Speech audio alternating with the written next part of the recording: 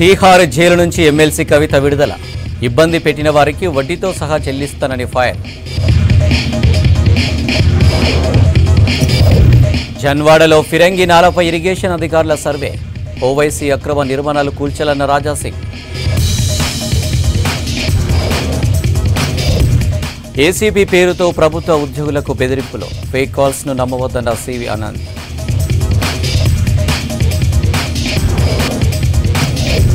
సిటీలో గణేష్ నవరాత్రుల నిర్వహణపై మంత్రుల రివ్యూ. సుప్రీం గైడ్ లైన్స్తో ట్యాంక్ బండ్లో నిమజ్జనం. హైదరాబాద్లో ప్రపంచ స్థాయి క్రీడల పోటీలు నిర్వహిస్తాం. తెలంగాణ ప్లేయర్స్ని తీర్చిదిద్దుతామన్న బట్టి. బీఆర్ఎస్ నేత ఎమ్మెల్సీ కవిత తిహార్ జైలు నుంచి రిలీజ్ అయ్యారు. ఢిల్లీ లిక్కర్ కేసులో ఆమెకు షరతులతో కూడిన బెయిల్ మంజూరు చేసింది సుప్రీంకోర్టు. దీంతో 5 నెలల తర్వాత జైలు నుంచి విడుదలయ్యారు కవిత. కుటుంబ సభ్యులతో పాటు బీఆర్ఎస్ ముఖ్య నేతలు ఆమెకు స్వాగతం పలికారు. పిల్లలను వదిలి 5.5 నెలలున్నానని ఉద్వేగంగా చెప్పారు కవిత. తమ కుటుంబాన్ని ఇబ్బంది పెట్టిన వారికి వడ్డీతో సహా చెల్లిస్తానన్నారు. తాను కేసీఆర్ బిడ్డనని, తప్పు చేసే ప్రసక్తే లేదన్నారు. తాను మొండినని, జైలుకు పంపి జగమొండిని చేశారని చెప్పారు కవిత.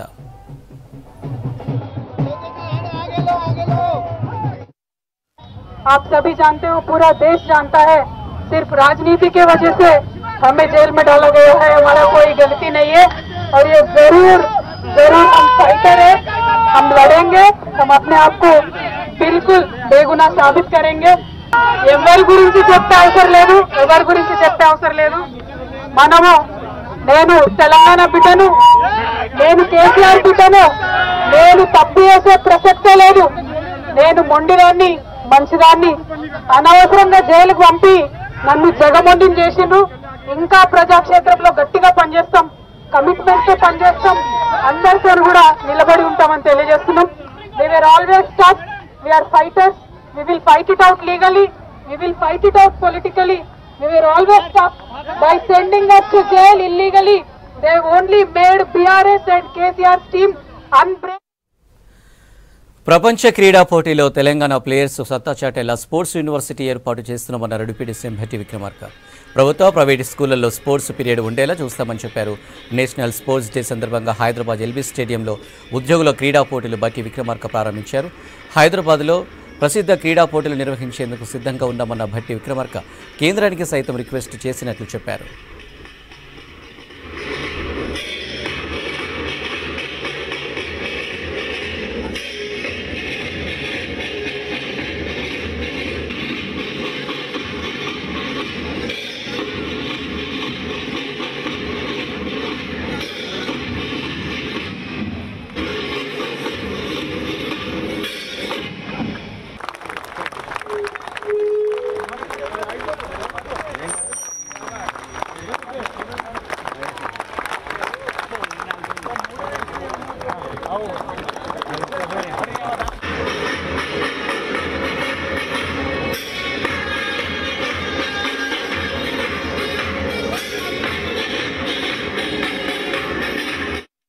స్పోర్ట్స్ ద్వారా వచ్చేటువంటి స్ఫూర్తి జీవితానికి పెద్ద ఎత్తున ఉపయోగపడుతూ ఉంటుంది.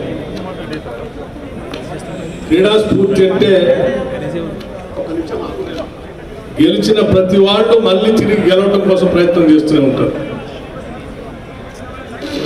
ఓడిన వాళ్ళు తిరిగి మళ్ళీ ఎట్లా గెలవటం అనే ఆలోచన కోసం ప్రయత్నం చేస్తూనే ఉంటారు తప్ప గెలిచినా ఓడినా ఎవరు కూడా విశ్రాంతి తీసుకుందామనో, గెలిచిన వాళ్ళు పోదామనో, ఓడిపోయినటువంటి వాళ్ళు విశ్రాంతి తీసుకొని బాధపడదాం అనేటువంటి ఆలోచన స్పోర్ట్స్ మెన్ ఎవరికి ఉంటుంది. ఆ స్ఫూర్తి జీవితకాలం మిగతా వాళ్ళందరికీ కూడా ఉపయోగపడుతుంది. అందుకోసమే ప్రతి ఒక్కళ్ళు కూడా క్రీడల్లో పాల్గొంటే ఈ జీవితంలో ఉండేటువంటి ఆరాట పోరాటాల్లో గెలుపోవటంలో ఎప్పుడు కూడా ఇబ్బంది ఉండదు అని చెప్పడం కోసం పెద్ద ఎత్తున ఉపయోగపడుతుంది. కాబట్టి అందరూ కూడా స్పోర్ట్స్లో పాల్గొనాలని చెప్పి పెద్దలందరూ చెప్తూ ఉంటారు. ఈరోజు మనకు ప్రతిజ్ఞ చేయించినటువంటి వాళ్ళు కూడా నేను చెప్పాను. అందుకే రాష్ట్ర ప్రభుత్వం చాలా స్పష్టంగా ఈ రాష్ట్రంలో ఉన్నటువంటి చిన్నారుల దగ్గర నుంచి పెద్దవాళ్ళ వరకు కూడా స్పోర్ట్స్ని బాగా ప్రోత్సహించాలనేటువంటి ఆలోచనతోనే ఉంది. రాష్ట్ర ముఖ్యమంత్రి గారు ఈ మధ్యనే కొరియా వెళ్ళారు. అక్కడ ఒక స్పోర్ట్స్ యూనివర్సిటీకి వెళ్ళి ఆ స్పోర్ట్స్ యూనివర్సిటీలో ప్రపంచంలో జరుగుతున్న ఒలింపిక్ మెడల్స్ సంబంధించి ఒక్క యూనివర్సిటీలోనే పెద్ద ఎత్తున మెడల్స్ వస్తే ఎందుకు వచ్చాయని ఆరా తీశారు.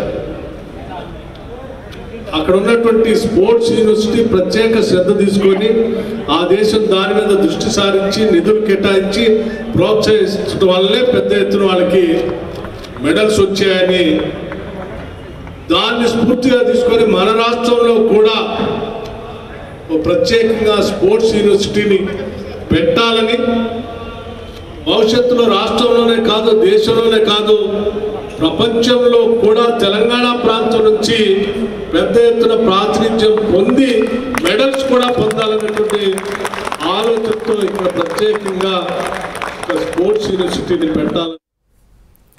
హైదరాబాద్ హైటెక్స్లో ఈ నెల 28 నుంచి సిఎన్సీ ఎక్స్పో జరగనుంది. Organiser CNC chairman Ramu, AP Telangana cable operator association president Prabhakar Reddy, Rangareddy, Hyderabad president Bhaskar, Telangana రాష్ట్ర అధ్యక్షులు జితేందర్ ఈ ఎక్స్పో వివరాలు ప్రకటించారు. ఈ నెల 28 నుంచి 30 వరకు ఎక్స్పో ఉంటుందని చెప్పారు. అధునాతన టెక్నాలజీని పరిచయం చేయడమే ఈ ఎక్స్పో ప్రధాన ఉద్దేశమని తెలిపారు.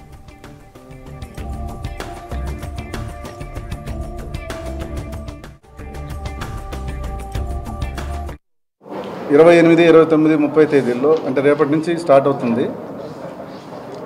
దీనికి టీ ఫైబర్ ప్లాటినం స్పాన్సర్గా ఉంది, డైమండ్ స్పాన్సర్గా క్లారాన్ ఫైబర్ ఆప్టిక్స్, గోల్డ్ స్పాన్సర్గా pioneer online, pioneer digital TV, తర్వాత సిల్వర్ స్పాన్సర్గా జీటీపీఎల్ స్మార్ట్ ప్లే, అసోసియేట్ స్పాన్సర్గా వర్టెక్స్, ఏ డిజిటల్, వీళ్ళందరూ స్పాన్సర్ చేస్తున్నారు. తర్వాత ఇక్కడ 200 స్టాల్స్కి పైగా స్టాల్స్ నిర్వహిస్తున్నాము. 350కి పైగా బ్రాండ్స్ ఉన్నాయి. కాబట్టి ఇక్కడ జరిగే సెమినార్లు కానీ, ఈ ఉత్పత్తుల ప్రదర్శన కానీ, అలాగే ఫస్ట్ టైం ఇండియాలో ఒక ఇంటర్నేషనల్ కంపెనీ నుంచి కొన్ని స్టాల్స్ డైరెక్ట్గా కొరియన్ కంపెనీస్ ఇక్కడ స్టాల్స్ ఏర్పాటు చేస్తున్నాయి. కాబట్టి కేబుల్ ఆపరేటర్లు, ఎంఎస్ఓలు, అలాగే ఇంటర్నెట్ సర్వీస్ ప్రొవైడర్లు, బ్రాడ్బ్యాండ్ ఆపరేటర్లు, ఓటీటీ ప్లాట్ఫామ్స్ వాళ్ళు, బ్రాడ్కాస్టర్లు అందరికీ ఆహ్వానం పలుకుతున్నాము. ఇక్కడ అనేక రకాల కేబుల్ ఆపరేటర్లు, అంటే ప్రతి ఇంటింటికి తిరిగే కేబుల్ ఆపరేటర్లు, ఇప్పుడు కొత్తగా నూతనంగా ఇంటర్నెట్ ఆపరేటర్లు కూడా వచ్చారు. వాళ్ళకి ప్రతి సంవత్సరం టెక్నాలజీ మారుతూనే ఉంది. మేము 35 సంవత్సరాల క్రితం కేబుల్ టీవీ మొదలుపెట్టినప్పటికీ ఇవాటికి 2024 వచ్చే టయానికి చాలా మార్పులు వచ్చినాయి. ఆ మార్పులకు అనుగుణంగా అన్ని రాష్ట్రాల్లో, పెద్ద పెద్ద స్టేట్స్లో, కంట్రీస్లో పెడతా ఉంటారు ఎక్స్పోస్, అంటే టెక్నాలజీ పరంగా. కానీ మా రాము సిఎన్సీ పెట్టి గత 20 సంవత్సరాల నుంచి కూడా ఈ కేబుల్ ఆపరేటర్ల పట్ల మనం ఏదో ఒకటి చేయాలని చెప్పి అతను ఒక ఆపరేటర్గా, హైదరాబాద్ ఆపరేటర్గా ఉండి, ఆపరేటర్కి టెక్నాలజీ బయట నుంచి కంపెనీస్ అన్నీ ఆహ్వానించి వాళ్ళ కొత్త కొత్త టెక్నాలజీలు నేర్పించి ముందుకు ఎలా నిలబెట్టాలని, అంటే 1,00,000 కుటుంబాలు బతుకున్నాయి వాళ్ళ ఆపరేటర్ల వ్యవస్థలో. 12వ సిఎన్సీ గ్రూప్ ఆధ్వర్యంలో ప్రతి సంవత్సరం కేబుల్ ఆపరేటర్లకు, అదేవిధంగా ఇంటర్నెట్ ఆపరేటర్లకు టెక్నాలజీ రూపకంగా, న్యూ టెక్నాలజీ వచ్చే రూపకంగా ప్రతి సంవత్సరం లక్షలాది రూపాయలు ఖర్చు పెట్టి లాభ నష్టాలకు కూడా చూసుకోకుండా మరి రాము గారిని మేము కేబుల్ ఆపరేటర్ అండ్ అదేవిధంగా వారి ఇంటర్నెట్ ఆపరేటర్ల తరఫున ఆయనకు అభినందన తెలియజేస్తున్నాం. మా యూనియన్ తరఫున ఈరోజు రకరకాల టెక్నాలజీస్ వచ్చాయి. ఈరోజు మరి ఓటీటీస్ అని, ఛానల్స్ అని, ఇంటర్నెట్ అని, ఈ 3 విభాగాలకు సంబంధించినటువంటి ఈ ఎక్స్పో 12th ఎక్స్పో కార్యక్రమానికి రాష్ట్ర వ్యాప్తంగా ఉన్నటువంటి కేబుల్ ఆపరేటర్లందరికీ మేము తెలంగాణ స్టేట్ కేబుల్ టీవీ ఆపరేటర్ల సంఘం తరఫున పిలుపునిస్తున్నాము. ఈ కేబుల్ ఎక్స్పో అనేది ఇవాళ ప్రపంచంలో సాంకేతికత అనేది విహరిస్తుంది. సాంకేతికతతో పెను మార్పులు సంభవిస్తున్నాయి. ఇది మనందరికీ తెలిసిందే. దీని లోపల మల్టీనేషనల్ కంపెనీలు ప్రజల నుంచి సేకరించిన డబ్బుతో విపరీత ధోరణులకు తెరదీస్తూ గ్రామీణ ప్రాంతాల నుంచి పట్టణ ప్రాంతాల వరకు ఆఫర్లు ప్రకటిస్తూ కేబుల్ టీవీ కానీ, ఇంటర్నెట్లో కానీ వ్యక్తిగత ఆపరేటర్ లేకుండా నాశనం చేసి వారి కంపెనీలు చలామణి చేయాలని చూస్తున్న తరుణం లోపల ప్రపంచంలో ఉన్నటువంటి మార్పు చెందుతున్న అన్ని టెక్నాలజీల కంపెనీలని సంప్రదించి అతి తక్కువగా గ్రామీణ నుంచి పట్టణం వరకు ఉన్నటువంటి మధ్యతరగతి ప్రజలకు ఇంటర్నెట్, కేబుల్ టీవీ మరియు ఓటీటీ సర్వీసులు ఇవ్వాలనే దృక్పథంతో తనకు మించిన శక్తిని కూడా తీసుకొని రాము గారు చేస్తున్న ఈ ఎక్స్పో ప్రయత్నాన్ని మేము అభినందిస్తున్నాం. ఆపరేటర్లకు కానీ ఇంటర్నెట్ కానీ కేబుల్ కానీ టెక్నాలజీ పరంగా కొత్త టెక్నాలజీలు ఏ రకంగా మార్పులు వస్తున్నాయి, ఆపరేటర్లు ఏం చేయాలి దానికి అనే దాని గురించి చేయడం జరుగుతుంది. కాబట్టి ప్రత్యేకించి రాము గారికి కృతజ్ఞతలు తెలియజేసుకుంటున్నా. పెద్ద ఎత్తున తెలంగాణ రాష్ట్రం నుంచి, ఆంధ్ర రాష్ట్రం నుంచి, ఇతర రాష్ట్రాల నుంచి ఆపరేటర్లు రావాలని కోరుకుంటున్నాను. ఇక రాము విషయం, ఒక ఇంట్లో ఒక చిన్న కార్యక్రమం చేయాలంటే ఎంత గగనమవుతుందో మనకు తెలుసు. ఇవాళ ఇంత పెద్ద యాగం, దీన్ని ఏమంటారు, యాగం అంటారు. ఎవరి కోసం ఈ యాగం? 1991లో పుట్టిన ఆపరేటర్ చైతన్యం రావాలి. టెక్నాలజీ పరిస్థితి చాలా మారింది. కళ్ళు మూసుకొని కళ్ళు తెరిచేవాళ్ళకల్లా ప్రపంచంలో ఎక్కడ ఏములే, ఏ దేశంలో ఎక్కడ ఏమున్నదో తెలిసేటటువంటి టెక్నాలజీ, దాన్ని మనం అవగాహనకు రావాలి. ఈ జనరేషన్, మా జనరేషన్ సంగతి పక్కకు పెట్టండి, ఈ జనరేషన్కి రావాలి. ఈ జనరేషన్కు ఇటువంటి ఇంత పెద్ద స్టాల్స్, ఇంత పెద్ద ప్రక్రియ పాపం పోయినసారి ఎగ్జిబిషన్ నుంచి ఇప్పటి వరకు ఆయన యాగం చేస్తూనే. సీజనల్ వ్యాధుల కట్టడిపై సచివాలయంలో ఉన్నత స్థాయి సమీక్ష సమావేశం నిర్వహించారు మంత్రి దామోదర రాజనరసింహ. రాష్ట్రంలో డెంగీ కట్టడిపై అధికారులకు దిశానిర్దేశం చేశారు మంత్రి. డెంగ్యూ కేసుల కట్టడిపై ప్రజాప్రతినిధులు సంబంధిత శాఖల అధికారులతో సమన్వయం చేసుకోవాలని అధికారులను ఆదేశించారు. డెంగ్యూ కట్టడిపై రాష్ట్ర స్థాయిలో కంట్రోల్ రూమ్ను ఏర్పాటుతో పాటు స్పెషల్ డ్రైవ్ చేయాలన్నారు మంత్రి దామోదర.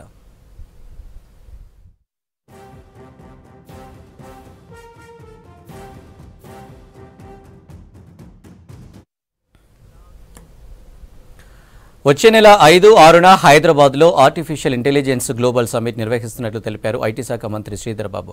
కొండాపూర్లోని హైటెక్స్లో జరిగే ఈ మెగా ఈవెంట్లో విదేశీ ఐటీ సంస్థల నుంచి 2000 మంది డెలిగేట్స్ పాల్గొంటున్నారని చెప్పారు.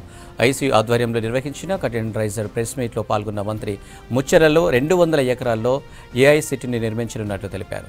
ప్రతి ఒక్కరి లైఫ్లో ఆర్టిఫిషియల్ ఇంటెలిజెన్స్ భాగమైందన్న మంత్రి వ్యవసాయ రంగంలోనూ ఏఐ పాత్ర కీలకం కానుందని తెలిపారు.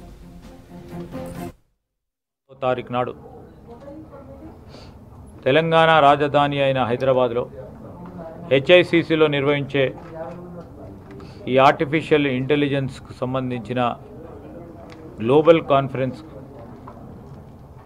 దాదాపు 2000 మంది అంతర్జాతీయ స్థాయిలో, జాతీయ స్థాయిలో ఉన్న అనేక మంది ప్రముఖులు పాల్గొంటూ ఉన్నారు. రాష్ట్ర ప్రభుత్వం ముఖ్య ఉద్దేశం, ముఖ్యమంత్రి రేవంత్ రెడ్డి గారి నేతృత్వంలో మా ఐటీ డిపార్ట్మెంట్ వారు ఈరోజు ఆర్టిఫిషియల్ ఇంటెలిజెన్స్ సంబంధించి ప్రతి ఒక్కరికి కూడా రాష్ట్ర ప్రజానికానికి పూర్తి స్థాయిలో అవగాహన కల్పిస్తూ వారందరినీ కూడా సెన్సిటైజ్ చేయాలని ఒక ప్రధానమైన ఉద్దేశంతో, దానికి తోడు ఈరోజు టెక్నాలజీ పెద్ద ఎత్తున మార్పు జరుగుతూ ఉన్న సందర్భంలో మన రాష్ట్రానికి సంబంధించిన పెద్ద మేధస్సు కలిగిన అనేక మంది ఇంజనీర్స్ కానీ ఏఐని ఉపయోగించుకొని రాబోయే కాలంలో మనము హైదరాబాదు, తెలంగాణ రాష్ట్రం ఒక ఆర్టిఫిషియల్ ఇంటెలిజెన్స్ కేంద్రంగా ఉండాలనే ఒక విజన్తో ముందుకు పోతా ఉన్నాం. దాంట్లో భాగంగానే రేపు 5వ తారీఖు నాడు, 6వ తారీఖు నాడు ప్రముఖులు వచ్చి ఏఐకి సంబంధించిన అనేక అంశాల విషయంలో వారికి ఉన్న అనుభవాలను మనతో పాలు పంచుకున్నప్పుడు రేపు ఏ విధంగా ఏఐ సిటీ నిర్మాణం జరగాలి, రేపు ఆర్టిఫిషియల్ ఇంటెలిజెన్స్కి సంబంధించిన అనేక అంశాలు R&Dకి కానీ, స్టార్టప్స్ కానీ, ఇన్నోవేషన్ కానీ, ఈరోజు ప్రోడక్ట్ కంపెనీస్ ఇక్కడి నుంచే మొదలు కావడానికి ఏ అంశాలతో కూడుకున్న విషయాలను కూడా వారు ప్రస్తావన చేస్తారు. కనుక గణేష్ ఉత్సవాలపై రాష్ట్ర ప్రభుత్వం ఫోకస్ చేస్తుంది. అందుకు అనుగుణంగా హైదరాబాద్లో మంత్రులు పొన్నం ప్రభాకర్, శ్రీధర్ బాబులు అధికారులతో సమీక్ష చేశారు. వినాయకుడి నవరాత్రులు ఘనంగా నిర్వహించేందుకు అన్ని ఏర్పాట్లు చేయాలని ఆదేశించారు. గణేష్ నిమజ్జనం రోజు ప్రత్యేక మెట్రో సర్వీసులు ఏర్పాటు చేస్తామన్నారు మంత్రి పొన్నం ప్రభాకర్. కాలుష్యాన్ని తగ్గించేందుకు అందరూ మట్టి వినాయకులను ఏర్పాటు చేయాలని సూచించారు.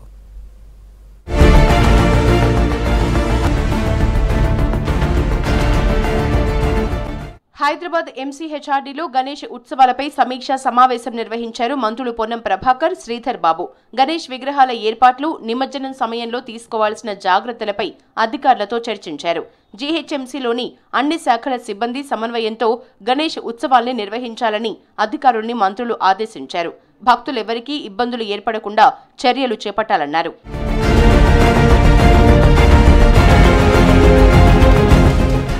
గణేష్ ఉత్సవాల సందర్భంగా మెట్రో ప్రత్యేక సర్వీసులు అందుబాటులో ఉంచేలా చూస్తామన్నారు మంత్రి పొన్నం ప్రభాకర్. హైదరాబాద్, రంగారెడ్డి జిల్లాల ప్రతిష్ట పెంచే విధంగా గణేష్ ఉత్సవాలు నిర్వహిస్తామన్నారు.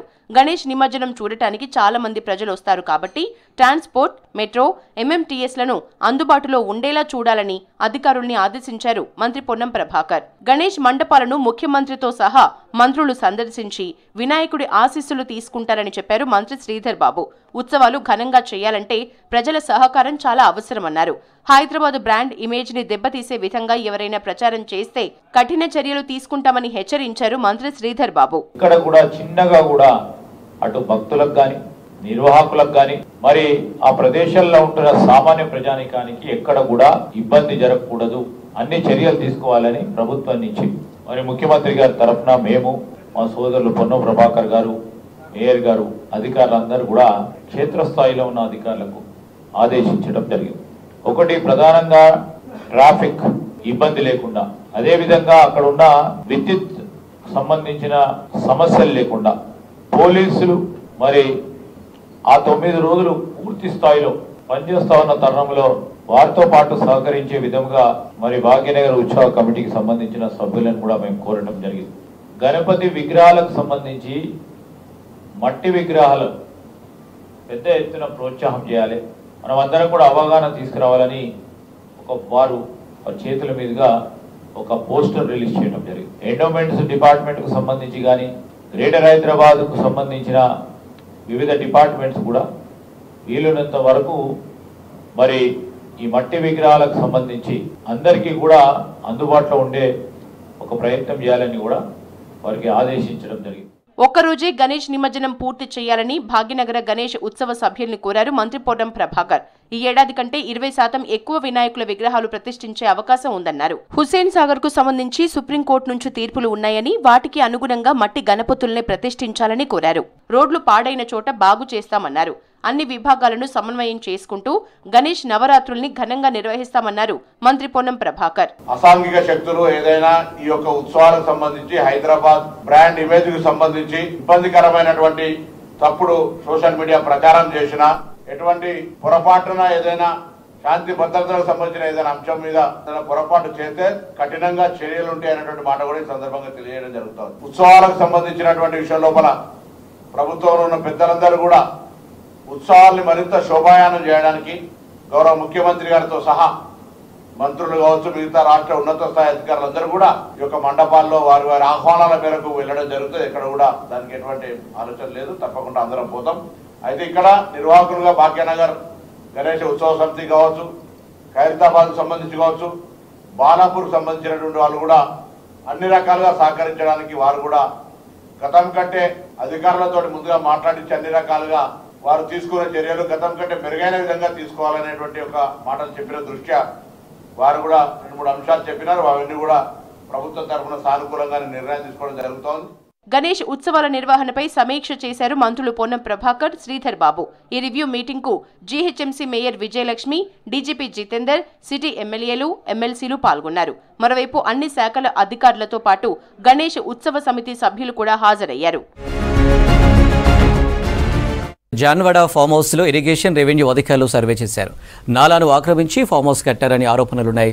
దీనిపై ఫామ్ హౌస్ ఓనర్ కోర్టుకెళ్లగా అధికారులు సర్వే నిర్వహించిన తర్వాత తదుపరి చర్యలు ఉంటాయని గైడ్లైన్స్ ఇచ్చింది కోర్టు.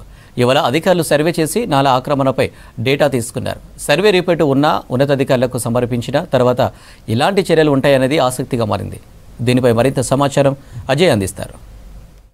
ఫామ్ హౌస్లో అధికారుల ఏదైతే పూర్తి స్థాయిలో ఈరోజు సర్వేలు చేసిన సిచ్యువేషన్ నెలకొంది. సో ఇది ఒక హాట్ టాపిక్గా మారింది. ఎందుకంటే జన్వాడ ఫామ్ హౌస్ సంబంధించి అది పూర్తిగా నాలాని ఆక్రమించి నిర్మాణాలు చేపట్టారనే ఆరోపణల నేపథ్యంలో గతంలో అధికారులకు సంబంధించి అది ఫిర్యాదులు అందడము అధికారుల నోటీస్కి రావడంతో ఫామ్ హౌస్ సంబంధించిన యజమాని న్యాయస్థానాన్ని ఆశ్రయించాడు. న్యాయస్థానాన్ని ఆశ్రయించేసి ఫామ్ హౌస్ కూల్చివేయకుండా స్టే ఇవ్వాలి అంటూ కూడా న్యాయస్థానాన్ని ఆశ్రయించిన క్రమంలో దానిపైన ఆర్గ్యుమెంట్ జరిగాయి. ఆర్గ్యుమెంట్స్లో భాగంగా కోర్టు కూడా చాలా క్లియర్ ఇన్స్ట్రక్షన్స్ అనుకోవచ్చు, క్లియర్గా చెప్పిన పరిస్థితి. కూల్చివేయకుండా ఉండేందుకు ఎలాంటి స్టే ఇవ్వబోము, కానీ ఫామ్ హౌస్ సంబంధించి ఆ నిర్మాణాలు కావచ్చు, లేకపోతే నాలాని ఆక్రమించి నిర్మించారు అనే ఫిర్యాదులు అనుకోవచ్చు, అలాంటి అభియోగాలు అలాంటి ఆరోపణలు తెరపైకి వస్తున్నాయి. కాబట్టి దానికి సంబంధించి పూర్తి స్థాయిలో అధికారులు సర్వే చేస్తారు. ఫామ్ హౌస్ సంబంధించిన విస్తీర్ణం అనుకోవచ్చు, లేకపోతే నాలాకు సంబంధించి ఎక్కడెక్కడ ఆక్రమణకి గురైంది నాలా అనే దానిపైన పూర్తి స్థాయిలో కూడా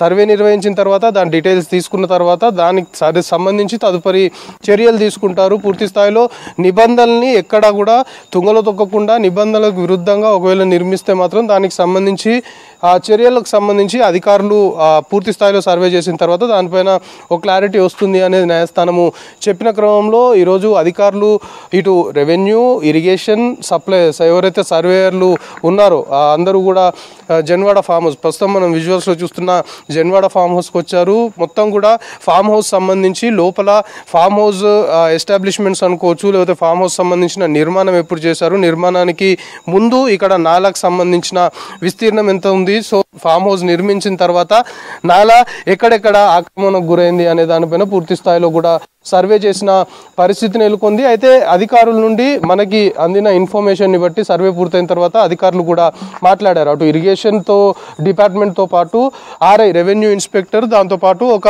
సర్వేయర్ పూర్తి స్థాయిలో కూడా సర్వే నిర్వహించిన తర్వాత అధికారులు చాలా క్లియర్గా చెప్పారు. ఉన్నతాధికారుల ఆదేశాల మేరకు ఈరోజు జన్వాడ ఫామ్ హౌస్లో పూర్తిగా ఈ ఫామ్ హౌస్ నిర్మాణం అనుకోవచ్చు, లేకపోతే నాలా ఆక్రమించి కొంతవరకు ఫామ్ హౌస్ నిర్మాణం చేశారు అనే ఆరోపణలు, అభియోగాలు అలాంటి తెరపైకి వస్తున్నాయి. కాబట్టి దానికి సంబంధించి ఫామ్ హౌస్ మొత్తం కూడా పరిశీలించడంతో పాటు దాన్ని మొత్తం కూడా కొలతలు తీసుకున్నాము. కొలతల్లో భాగంగా ఒక రిపోర్ట్ తయారు చేశాము. ఆ రిపోర్ట్ని ఉన్నతాధికారులకు సమర్పిస్తాము అనేది కూడా అధికారులు చెప్తున్నారు. ఇప్పటికే మనం హైదరాబాద్ నగరంలో చూస్తున్నాము, హైడ్రా అనేది చాలా ఫ్యూరియస్గా ముందుకు వెళ్తున్న పరిస్థితి. చెరువులని ఆక్రమించడం కావచ్చు, ఎఫ్టీఎల్, దాంతోపాటు బఫర్ జోన్లో ఏదైతే నిర్మాణాలు చేపట్టారో ఆక్రమణ పాల్పడి అక్రమ నిర్మాణాలు చేపట్టిన కట్టడాలన్నింటినీ కూడా వరుసగా కూల్స్తున్న సిచ్యువేషన్ మనం చూస్తున్నాము. అందులో భాగంగా చాలా వరకు ఇంకా నిర్మాణాలు హైదరాబాద్ నగరంలో దాంతోపాటు కొంత ఈ లేక్స్ అనుకోవచ్చు, లేకపోతే చెరువులని ఆక్రమించి పూర్తి స్థాయిలో కూడా ఫామ్ హౌస్లు నిర్మించుకోవడం కావచ్చు, ఇతరేతర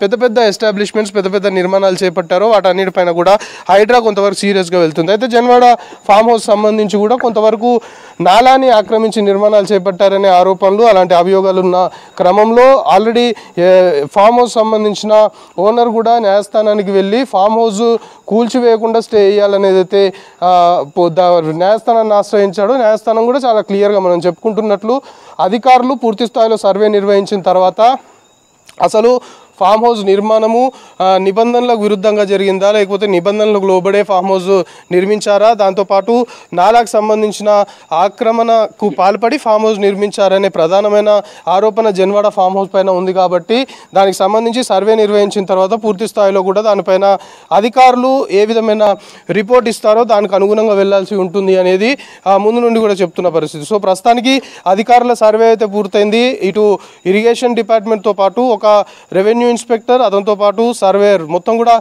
సర్వే నిర్వహించారు. సర్వేకి సంబంధించి రిపోర్ట్ కూడా రెడీ అయిపోయింది. రిపోర్ట్లో ఎలాంటి అంశాలని పొందుపరిచారు, ఉన్నతాధికారులకు రిపోర్టు ప్రొడ్యూస్ చేసిన తర్వాత ఆ రిపోర్ట్లో అంటే ఆ నాలాన్ని ఆక్రమించి జన్వాడ ఫామ్ హౌస్ నిర్మించారనే ఆరోపణలకు సంబంధించి అసలు కొలతలు తీసుకున్న తర్వాత నాలాకు సంబంధించిన ఆ లెంగ్త్ అనుకోవచ్చు, లేకపోతే ఫామ్ హౌస్ సంబంధించి ఎంతవరకు నాలాని ఆక్రమించి నిర్మించారు, అసలు నాలాని ఆక్రమించి ఫామ్ హౌస్ నిర్మించారా లేరా అనేది కూడా ఈరోజు పూర్తి స్థాయిలో అధికారులు సర్వే చేశారు. కాబట్టి సర్వే రిపోర్ట్ని ఉన్నతాధికారులకి సమర్పించిన తర్వాత ఆ రిపోర్ట్ ఆధారంగా తదుపరి చర్యలు ఉంటాయనేది మాత్రం అధికారుల నుండి మనకు అందుతున్న సమాచారం.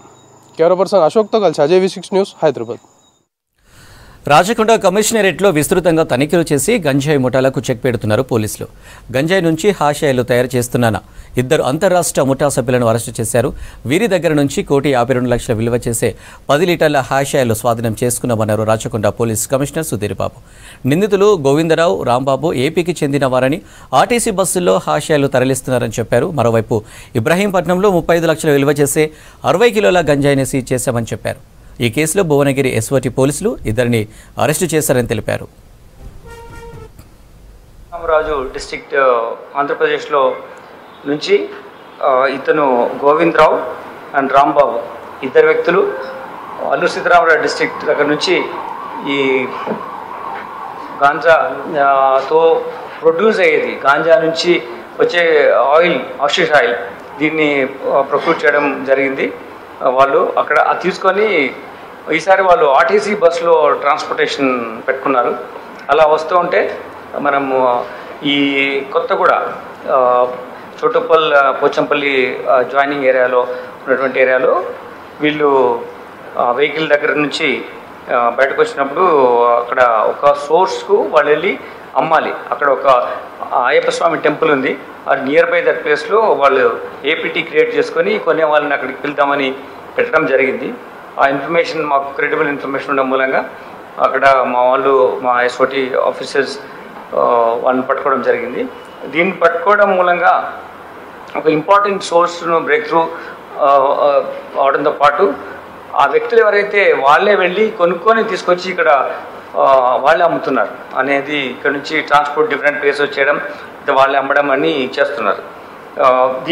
దీనివల్ల మనము ఇంకొక 2 అక్యూజ్డ్ అక్కడ తయారు చేసిన వాళ్ళు ఉన్నారు, చంటి అండ్ లక్ష్మీ నాయుడు.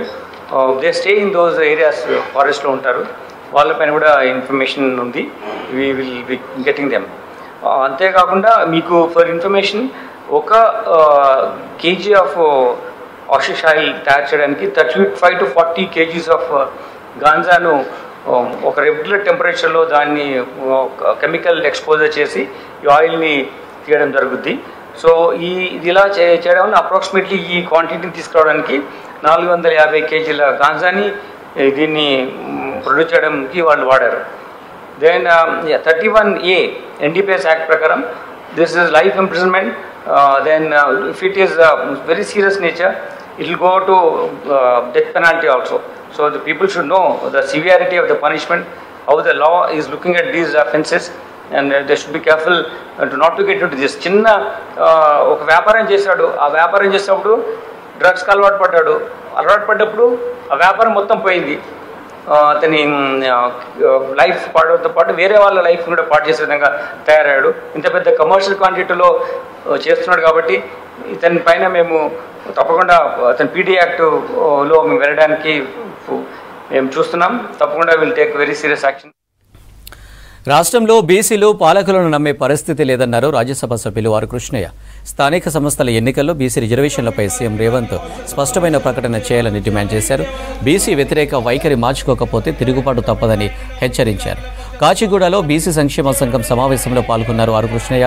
ఈ నెల 29న బీసీల జాతీయ సదస్సు నిర్వహిస్తున్నామని, హలో బీసీ చెలో హైదరాబాద్ పేరుతో లగిడికపుల్లో అఖిలపక్ష సమావేశం నిర్వహిస్తున్నామని చెప్పారు. బీసీ సంఘాల నేతలు హాజరై విజయవంతం చేయాలని పిలుపునిచ్చారు.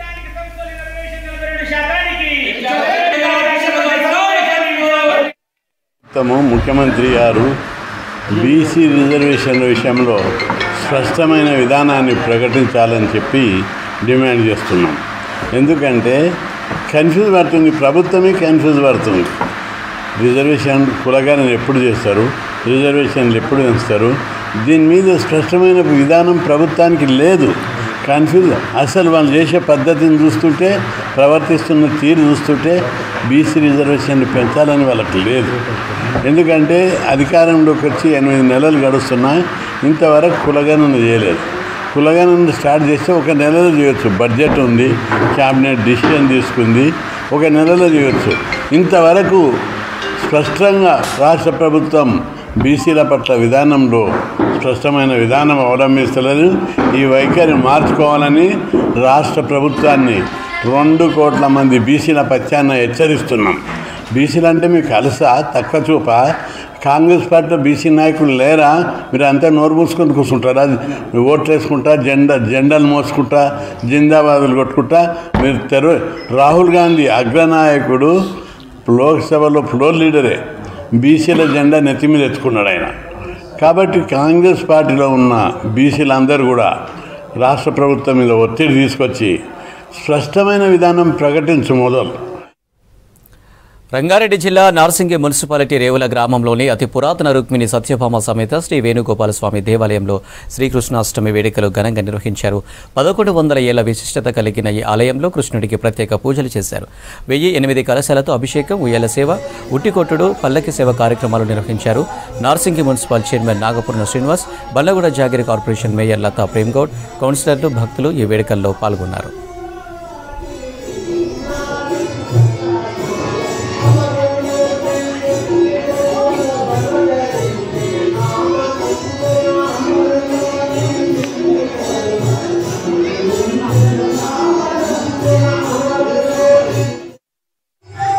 ఈ కృష్ణాష్టమి సింహమాసే సితే పక్షే రోహిణ్యాం అష్టమి తిథౌ, శ్రావణ మాసంలో బహుళమందు వచ్చే అష్టమిని రోహిణి నక్షత్రయుక్త అష్టమిని సింహమాసం అంటే శ్రావణ మాసం, సింహమాసం అంటే శ్రావణ మాసంలో సితే పక్షే అంటే బహుళమందు వచ్చే అష్టమి రోహిణి తిథితో ఉన్నదాన్ని ఈ కృష్ణాష్టమి వైష్ణవాలయాల్లో మేము రోహిణి నక్షత్రం ప్రకారం ఆలయాల్ని ఆచరిస్తాము.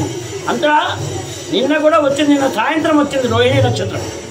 అయితే మధురలో వాళ్ళంతా సాయంత్రం చేసినారు, మేము ఈరోజు చేస్తున్నాం. ప్రతి సంవత్సరం కూడా రోహిణి నక్షత్రం నాడే శ్రీ కృష్ణాష్టమి చేస్తాము. 1008 కలశాలతోటి అభిషేకం ఈరోజు ఉదయం జరిగింది. ఆ వాహన సేవ ఉంటుంది, మాడవీధిలో తిరుగుకుంటూ మంచిరేవుల ఊరి వరకు వెళ్ళి వస్తుంది. తర్వాత ఉట్లు కొడతాం. ఉట్లు కొట్టిన తర్వాత ప్రసాద గోష్ఠి, అందరు ప్రసాద వితరణ, భగవద్బంధులందరూ చాలామంది ప్రతి సంవత్సరము పాల్గొంటారు. కాచిగూడ రైల్వే స్టేషన్ దగ్గర ఏడాదిన్నర పాప కిడ్నాప్ కేసును 12 గంటలు ఛేదించారు పోలీసులు. సీసీటీవీ ఫుటేజ్ ఆధారంగా డబీర్పుర రైల్వే స్టేషన్లో పాపను గుర్తించి కిడ్నాప్ చేసిన మహిళను అదుపులోకి తీసుకున్నట్లు తెలిపారు ఈస్ట్ జోన్ డీసీపీ బాలస్వామి. గతంలో చిన్నారి తల్లి మమత, నిందితురాలు మంజుల ఇద్దరు కలిసి భిక్షాటన చేసేవారని తెలిపారు. ఆ సమయంలో తీసుకున్న 1500 అప్పు చెల్లించలేదనే కోపంతో చిన్నారిని ఎత్తుకువెళ్లి అమ్మాలని చూసిందని చెప్పారు. ఈ కేసులో నిందితురాలి మరిది మున్నా పరారిలో ఉన్నట్లు డీసీపీ తెలిపారు. కిడ్నాప్కు గురైన పాపను అమ్మమ్మ పార్వతమ్మకు అప్పగించారు పోలీసులు.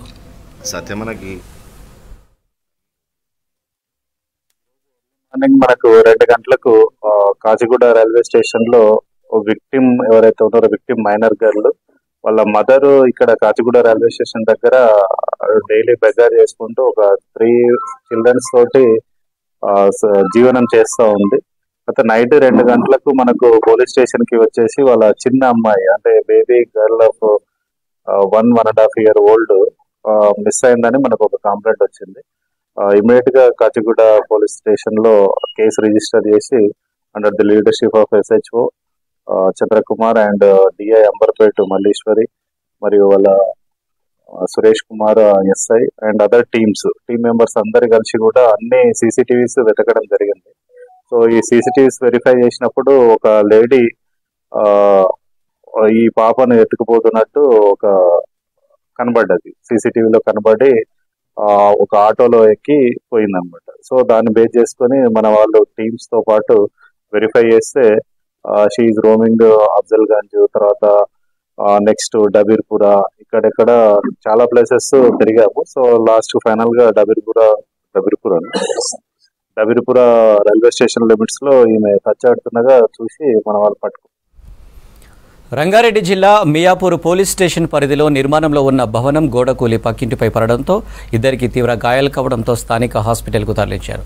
బిల్డింగ్ యజమాని జీహెచ్ఎంసీ అనుమతి తీసుకోకుండా 6 అంతస్తుల భవనం నిర్మిస్తున్నారని ఆరోపించారు స్థానికులు.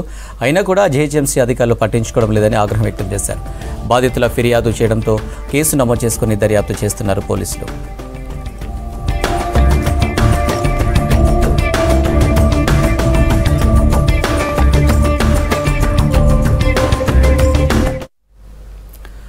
అంతరించిపోతున్న వన్యప్రాణుల జాతులను సంరక్షించుకునేందుకు కేంద్ర ప్రభుత్వం ఫోకస్ పెంచింది. ఇందులో భాగంగా అంతరించిపోతున్న ఒక్కో వన్యప్రాణి జాతిని సంరక్షించే బాధ్యతను ఒక్కో జంతు సంరక్షణ కేంద్రానికి అప్పగించింది కేంద్ర ప్రభుత్వం. అందులో భాగంగా మూషిక జింకల సంరక్షణ బాధ్యతల్ని హైదరాబాద్లోని నెహ్రూ జూ పార్కు కేటాయించింది.